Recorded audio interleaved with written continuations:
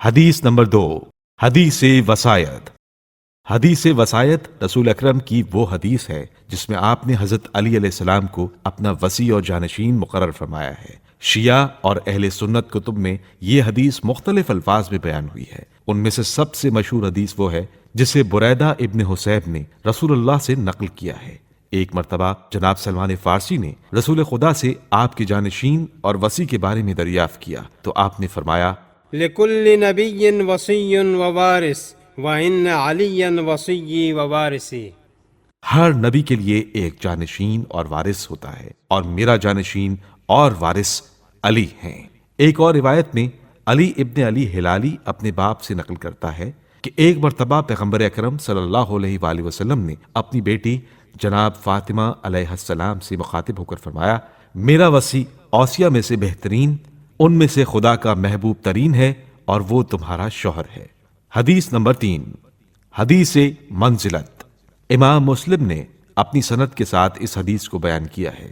حضرت رسول اللہ صلی اللہ علیہ وآلہ وسلم نے حضرت علی کے بارے میں فرمایا، انت منی بمنزلت ہارون من موسیٰ الا انہ لا نبی بعدی۔ اے علی، تم میں اور مجھ میں وہی نسبت ہے جو جناب ہارون اور جناب موسیٰ کے درمیان تھی، مگر یہ کہ میرے بعد کوئی نبی نہیں۔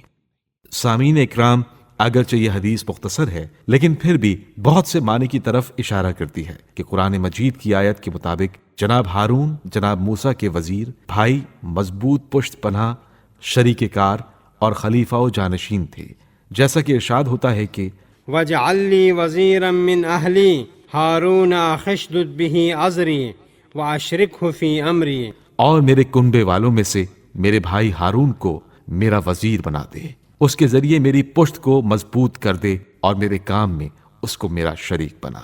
اللہ تعالیٰ نے حضرت موسیٰ علیہ السلام کی کوہ طور پر میقات پر جانے والے واقعے کی منظر کشی کرتے ہوئے فرمایا، وقال موسیٰ لأخیہ ہارون اخلفنی فی قومی۔